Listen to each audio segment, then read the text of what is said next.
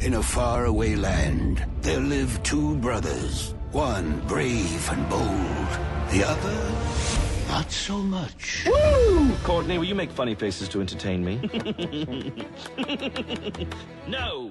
Never triangle face. I hate triangle face. It scares me. Your brother is about to embark on a quest. The evil wizard Lazar has taken my love. You must journey with your brother to rescue his bride. Can I sleep on it? I'm looking at this title and wondering, how come there was never a Cheech and Chong movie called Your Highness? Well, they had the Korskin brothers. Yeah. It was But not, Your wasn't that Highness, far. though. You Well, know I what guess they, you know what, they were too high to come up with that. Yeah, there was never a Cypress Hill album called Your Highness or anything like that. And plus, this is made by the guy who made the director of Pineapple Express. Right? There's a lot which of weed was references. a stoner movie laid on top of a buddy like caper film. Yes. Right. And this is a stoner movie laid on top of. Well, did you ever see the movie of Dungeons and Dragons? It's you know what? I did, man. Yeah. Who it's did? stoner humor on top of that movie specifically. And when any reference What? to that movie Dungeons and Dragons sounds terrible. Yeah, that's Like, who the fuck saw that movie and why? Uh-oh. I hear some dissension here. What you might smell could be weed, or it could be some old bullshit.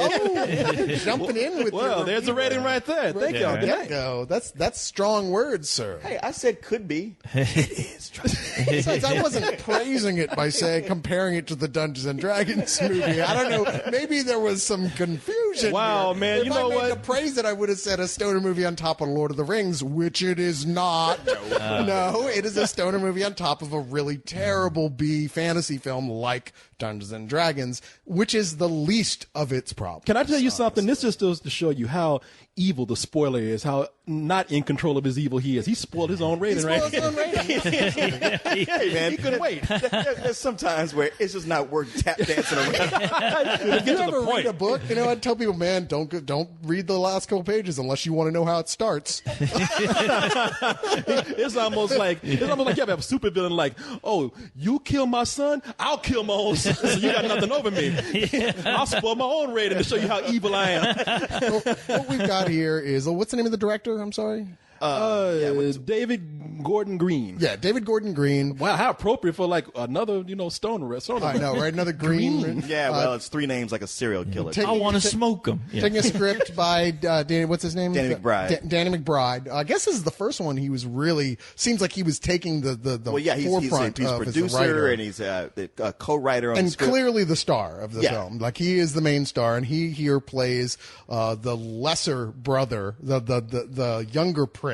Yeah, somehow he's younger than James Franco. What? in this Yeah. movie. Yeah, James Franco is the older brother. If you can buy that, just go So we with have it. two princes here, and I'm guessing that James Franco is the more handsome prince. Yeah, He's the firstborn who's in line for the throne. He's the more heroic handsome. one. He's heroic. He has a band of men. They go out on quests. They come back. I mean, he comes back with the Cyclops head in the bag. Yeah. It is a fantasy movie, Corey. Yeah, and a woman to marry, and a virgin to marry. And Danny McBride's the fuck up. Yeah, He's the fuck up. And to be fair, like, he's supposed to be younger, but he is the one who parties all the time. So, that'll age you.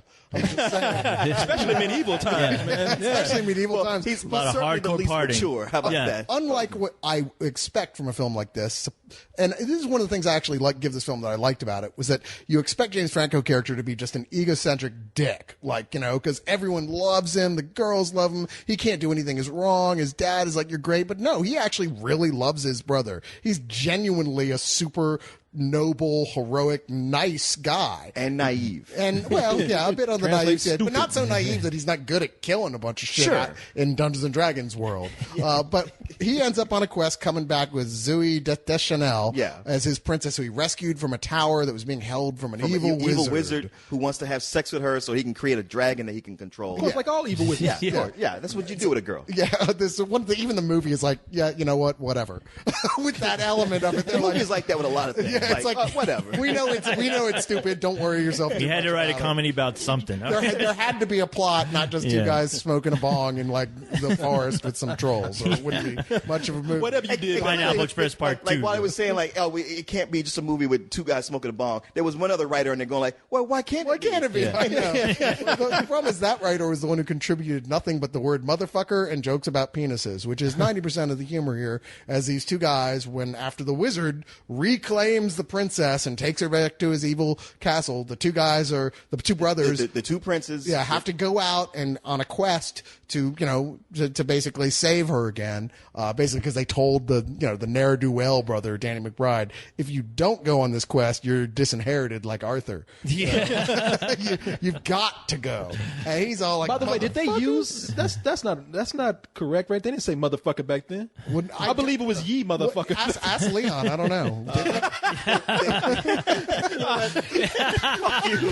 Thou art a motherfucker, Cyrus, for saying such things. I throw this elixir in your face. You know what they were worried about? I have to believe that they said it back then because they said it in the movie about 1,200 times. Historically speaking, I don't think you should look at the film in that context. It's like they use every modern expression and cuss word just added with a thy or thou on top of it to make it seem like, oh, those things don't go together, and it's funny. There's some nerd out there really pissed off right now. That particular joke of it being, oh, it's medieval, yet we're going to say motherfucker, or I don't give a shit, or I'm going to jack off. That's the joke. Yeah. And that's the joke that is repeated. So this sounds like a pretty every 2 minutes for an hour and 40 minutes. So it sounds like an excuse. Like it's you got two bumbling brothers who go off and get into a bunch of goofy adventures, which gives them an excuse to do a bunch of crass jokes and talk nasty. Yeah. Okay. Well, yeah. Well, that's the review. Let's go ahead and get my ratings then. Damn, he summed it up. I don't know what else. I mean, you look at the trailer, you can tell it's that kind of There comedy. is something else. Natalie Portman, who appears in this film about the halfway point. Almost way after that. I think it feels about Really? the halfway Yeah, what's her point. role in Well, this the movie? thing is like she's this random person who they meet on the road who in fact they meet after they're captured by some warrior tribe or something in some really stupid sequence who helps them out. Put in sword and sorcery cliche that it comes to mind. Yeah, Whatever, just exactly. throw it in. Who is like this total badass, and it turns out she's descended from these knights who are destined to be the ones to help defeat the wizard. Yada yada. Don't worry about it, that sort of thing. Yeah, but the point is that Danny McBride wants to fuck her. She obviously wants nothing to do with Danny McBride. Oh, Danny because he's a big McBride's not the loser. only one. And when you see her in the film, sure enough, she is Amazingly, really in this hot. movie, he is. In the movie, he is. Yeah. No, hardly anyone else. I don't think anyone else even comments no. at all that she is by far the hottest thing going in this film. You say she's got a? Don't she have like a thong on in this Okay, movie? don't get too excited. There is one scene when she's about to dive into the water, and you see her from the side taking off her clothes. They cut away. She turns around. She's got on a thong. It's a nice ass shot. Yeah. But it's like if you blink, if It's you reach gone. into your popcorn to go grab another handful, you will miss it. Are you And serious? showing it again. Okay, because the biggest thing about this movie, the I know. only reason why I know about this know. movie is because of Natalie Portman's ass. I know. They should put that on the poster and that alone because I that is know. the only I reason know. why I anybody know. is Just even go- remotely that talking is the about one this. thing, as I'm It's on sitting the through this internet. movie- It's everything. Yeah, No. it's all Black all it's Swan's about on is Natalie Blu-ray Portman's now. ass. Just watch her eat out Mila Kunis again, or the other way around, and you'll be much happier. As I was sitting there suffering through this movie, because I came in with a good attitude, and I love Danny McBride. And I'm like, okay, I'm getting with the humor. I'm waiting for it to start taking off on its own. And just, it comes that point where I realize, fuck, it's not going to. What it's doing now is what it's going to continue to do. But I'm still holding on because there's the Natalie Portman shot coming It up. stumbles around like two older guys who are trying to remember what it used to be like to be 15-year-old boys, Yeah. and to write a script meant for no one but 15-year-old boys, because that's really what it is. I mean, sure, there are some moments that I genuinely did laugh. I mean, I know you didn't. Yeah, but I didn't get one single and part of laugh. it is because I did kind of come from that whole stoner culture at one point in my life, and there's some jokes that are so particular to that culture that they took me by surprise. I was like, okay, I didn't see that coming. Actually, I thought that was Incorporating the kind of whole funny. geeky aspect of it. No, not really. Yeah. Not really. Just I mean, the fact that like the one thing that Danny McBride is probably better at than his brother James Franco is he knows how to party. So he's like giving his brother shit at one scene for not being able to hold his smoke. But then there's scenes like that I thought started off funny, but then turn into a pedophilia joke that is so not funny at all, and not in an offensive way, just in a ew. It's that, it's a lot of that. It's like they go for the cheap laugh every time. It's not, they don't, there's never a time when they don't go for the cheap laugh. And the cheap laugh is never funny. It's like, Are they doing it every minute? Like, Yes. if one joke doesn't work, they jump on something else and that fails, and then they jump on something. So they keep throwing things out there lazy, at you. too. They aren't even like gags that had any work put into them. It's just the line. It's just somebody to just The throwaway lines. Yeah, it's just somebody just to say motherfucker. Like them. The fact that they said this and it's anachronistic. That's the joke itself. And just when you think like somebody you might set up a weak joke but then follow it with a good joke, they just cut to a new scene. No, I felt like some of the gags a little more setup actually did kind of sell. Not totally, but enough where I was like, okay, I'm not bored. I'm not bored. I'm entertained enough to keep watching this. But certainly not enough to be excited about it. I mean, there's that point about 20 minutes in that you do kind of give up. You're just like, okay, I had a little bit of hope for this at first. There were a few funny jokes right out of the starting gate. Yeah, right in the beginning. And, you know, the first time you hear them to use the, you know, motherfucker inappropriately, you're like, ah. Yeah. And then they just won't stop doing it. And you're like, okay, this wasn't only funny once. It's that joke that only works once. So they just don't understand that. And like I said, the same thing with the penis. Like any chance they get to talk about a penis, to show a penis, to describe what a penis does in detail. They are all over that shit. You know what this sounds like? This sounds like going to a Renaissance fair and everybody's fucked up and stoned and just annoying. But you know, that sounds funnier. Is that like a Renaissance fair? That sounds a whole lot funnier. A Connecticut redneck in King Arthur's court is basically what it is. I mean, okay, if I were to say like two positive things, there is a scene with a lot of naked chicks. And they're all really hot, even though they're covered in white mud. Yeah. But I was like, Again, all right. sounds like a Renaissance fair. Oh, no hot chicks there. No, not hot chicks. I say fat chicks in corsets. yeah, sorry. The problem is, I felt sorry for the actor in that scene playing kind of the villain who's surrounded by these girls because I couldn't. And tell that's you Justin Theroux who plays the villain in this movie, right? Yeah. But I'm talking about in this one scene, it's a totally different guy, and I don't even remember what he looks like. I know because there's not a shot with him that doesn't have boobies all around him, and they're nice. They're nice boobies. I was like, sorry, dude, you picked the wrong scene to cameo in. I don't even know who you are. That could have been Jack Black for all I know. I don't have a clue who that guy was. And what character does Natalie Portman play in this? Because listen, you know, when I saw this, I was like, you know, the really big thing that makes me think that this is going to be terrible is that this is going to be Natalie Portman's Norbit. You know, she went and got nominated and won, actually, until she got more than Eddie Murphy. But, you know, it's that curse of, like, somebody who wins a big award, and then right after they come out with a piece of shit, and probably because they didn't even know they're going to be nominated for something. Oh, no, it happens all the time. The difference between this and Norbit is that Eddie Murphy wrote Norbit, and he produced Norbit, and he acted in several roles in Norbit. So Norbit ain't nobody's fault but his. It's all his. Full responsibility. And Natalie Portman is just a poor victim Natalie here. Portman comes in halfway through. She's the best thing in the movie. What character does she play? Isabel. Her family was killed. Her village was wiped out by Justin Theroux, the evil wizard. So she's on a kick for revenge, and she's a badass fighter. Yeah. Does she attempt to be funny at all in this movie? Because that was the other thing. I was like, is this Natalie Portman trying to be funny with it? She holds her accent. Okay. She showed up. She does everything she's supposed to do. She's like Scotty's nephew in Wrath of Khan, who ends up getting killed because he's trying to shut down the reactor. He stayed by his post. What exactly is your problem? You cannot even enjoy yourself for one moment. My quest affords me no such luxury. Not even on a tender night like this. The moon's glimmering. On a night just like this, I return home from a hunt to find a bloodbath. Nothing remained of my 6 beloved brothers. I wear this bracelet, forged of the steel of their shields, as a constant reminder of my vow to avenge them. My only advice would just be to keep your head up. Hang in there. Live every day to the fullest. Have sex as much as you can by campfire when you're all alone and your brother is out gathering wood.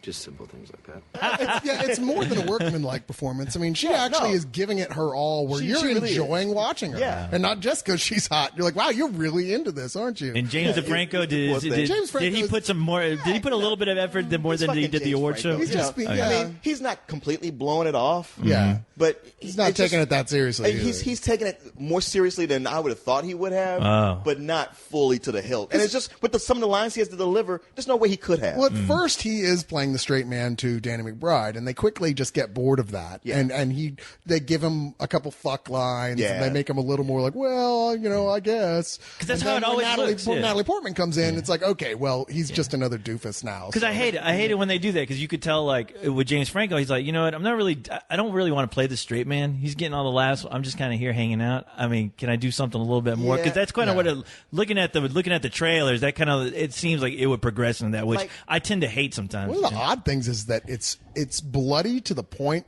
that I was like, why shouldn't this be marketed like towards younger folks on some level? I mean, you can get away with penis jokes if they're not really offensive, and most of these aren't. There's a few moments where they're like describing in detail like coming on a woman's chest or something. You're like, wow, okay. There's these moments like that. If you cut out, you could have made this movie just PG, and you would have made a lot more money. Or PG-13. Well, that's the audience it should have been for. Yeah. But they fucked themselves. I mean, like, there's actually some pretty goddamn gory shit in here. I was like, wow, that's true. But that's the other thing about this movie. I'm looking at for a movie that's pretty much just ye motherfucker the movie. It's like that's it. That's it exactly. But I'm looking at it, I'm like, wow, for a movie that's rated R like this, there are a lot of big budget special effects. That's what it looks like. The effects aren't bad at all. That was one of the things that got me watching it. I'm like, man, for a movie that's so lazy in the writing, they spent a lot of money just building these sets and shooting on location and doing all this. It's like, why? They forgot to write the jokes. yeah. When it came time for that, it was like, we don't have money for jokes. Sorry, not the spent first, that budget. Certainly not the first Hollywood film that absconded with the script in order to be able to spend the money on special effects. I mean, God knows that's how Michael Bay's career got started. I mean, they do. But his movies are funny, though. Unintentionally. So. Yeah, they do shit like they go visit the wise old wizard who's sort of like a Yoda character.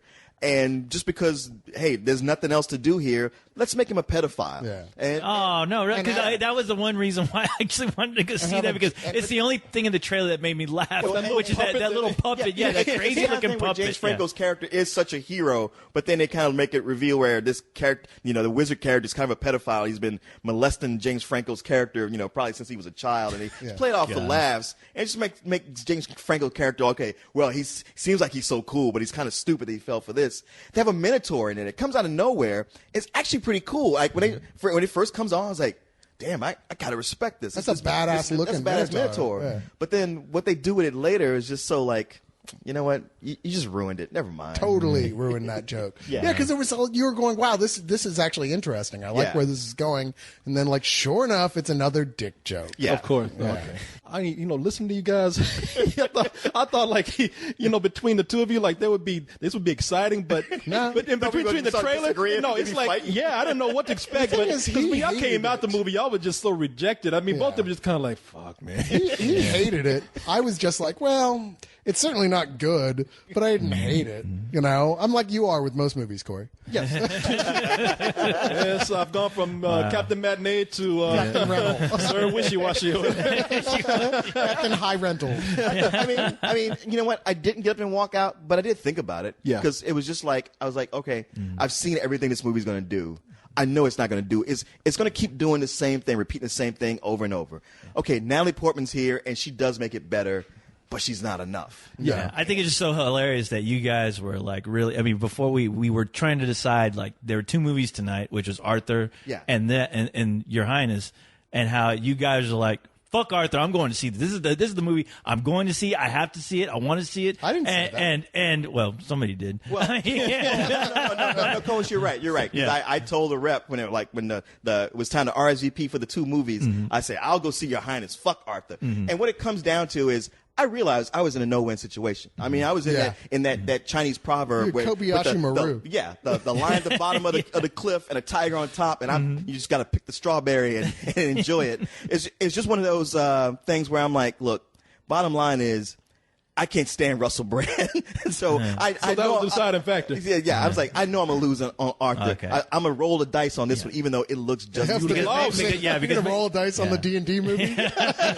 maybe I mistook. And I didn't make my saving throw. No, you did not. Yeah, I think I just mistook that for enthusiasm. I was like, you guys must be really like looking forward to seeing this movie or something. No. I was never there either. It looked like the lesser of two evils, to be sure, but I'm not so sure anymore. I was like, if I had a gun to your head, Leon, I said, okay, so where do you want it? Your head or your head? Pretty much. The only two choices you got. The only thing I can say is going to be quick. The right side of the head or the left side? I can shoot you. When I shoot you, it's going to be quick, and that's going to be like more merciful than you're going to see either one of these movies. I can shoot you right nut or your left nut. Which one?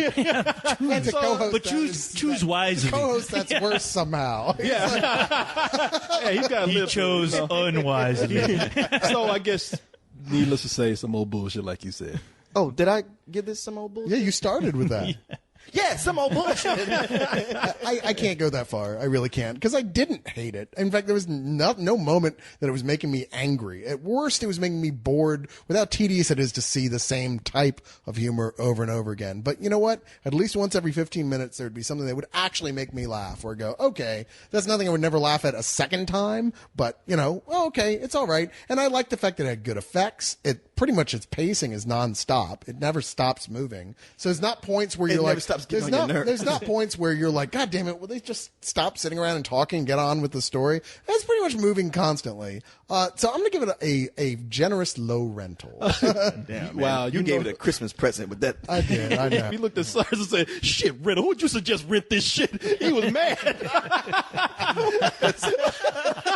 Like, well, sitting over there like, well, you know, some people should rent this. And you know, whenever you say that, like, well, it's a movie for some audiences. Sorry, it's quick to go like, what are audiences, Corey? You're supposed to review it for you. Yeah, I'm sure right now, I would have rented this. I would have rented this. I would have anyway, because it's got D&D shit, and I'm a dork. You'd turn this off if you rented it. And you know it. Mom and Dad, stop fighting. Send it back to Netflix with an angry letter. I love it. It ain't over yet, motherfucker. Now, if you were high when you watched it, though, that might actually make the difference. I'm just saying, dick jokes are much funnier when you're so stoned you can't think straight. Oh, yeah. Especially his own dick. I can just stare at that.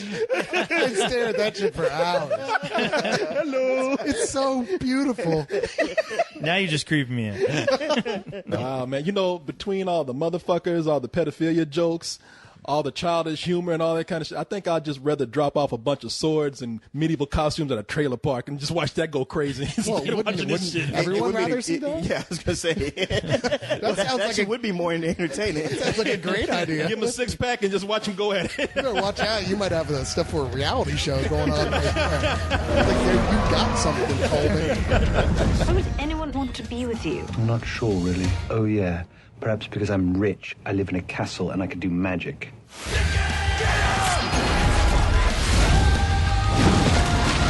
What the? You've got to suck out the venom! I don't want to suck it, you suck it! I can't reach it with my mouth! Courtney, suck the venom! I've never sucked it! Suck it! Nice. Whenever you maidens are ready.